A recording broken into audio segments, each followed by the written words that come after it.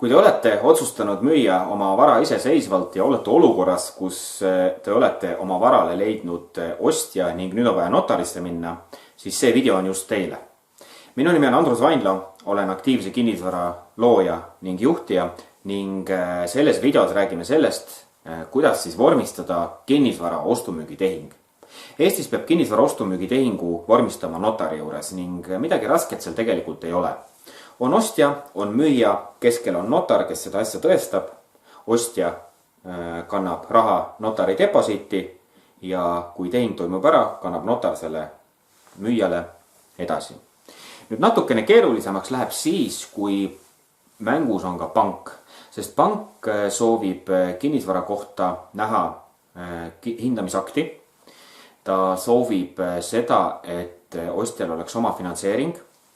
Ja kui nüüd seal tekib selline väike ebakõla, kui hindamisakt on väiksem, kui on ostumüügi hind, siis pank palub ostjal siis selle vahe enda rahast kinni maksta. Nüüd see on põhjus, miks mõnikord notaritehingud ära ka jäävad, et inimesel lihtsalt ei ole seda raha.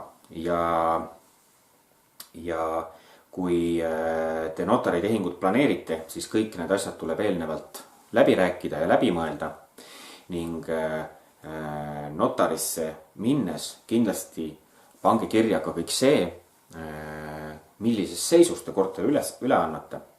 Võib-olla te jätate sinna mööbli sisse, võib-olla ei jäta. Võib-olla soovite, et kommunaalid maksaks kuu lõpuni müüa, võib-olla teete kokkuleppe, et need maksab ostja. Kes maksab notaritasud, selle peate ka kokku leppima.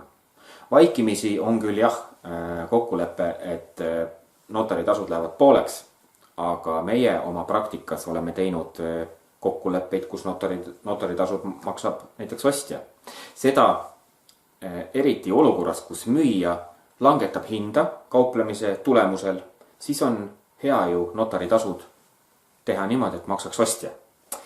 Ja kui notaritehingusse lähete, siis kindlasti enne seda saatke ilusti korrektsed andmed. Olge tähelepanelik selle puhul, et kui teilt küsitakse, olete te abielus või mitte, siis mõnikord on olukordi, kus notaritehingud katkevad, sest tuleb välja, et inimene on abielus. Võib-olla see inimene on enda teadmata abielus selles mõttes, et omast arust on ta kuskil protsessid lõpetanud, aga tegelikult need protsessid lõpuni ei ole viidud ja kuskile registrisse on need asjad ikkagi sisse jäänud, et need tuleb ka kõik enne notarit ilusti üle vaadata. Kui notaritehing on toimunud, siis palju õnne, te olete oma kinnisvara maha müünud, realiseerinud ning sellega veel asi päris ei lõppe. Nüüd tuleb vormistada müüja ja ostja vahel üleandmise vastuvõtmise akt. Üleandmise vastuvõtmise aktile tuleb siis lisada see mööbel ja see tehnika, mis jääb korterisse, sest et notari ostumüügilepingus on need asjad kirjas, nii et üleandmise vastuvõtmise akt peab vastama notari juures allkirjastatud lepinguga. Tuleb anda üle kõik võtmed, fikseerida kommunaalide näidud, sest see on väga oluline. Ja kui te olete oma kinnisvara üle andnud, siis palju õnne, te olete ilusti oma müügiprotsessi lõpule viinud.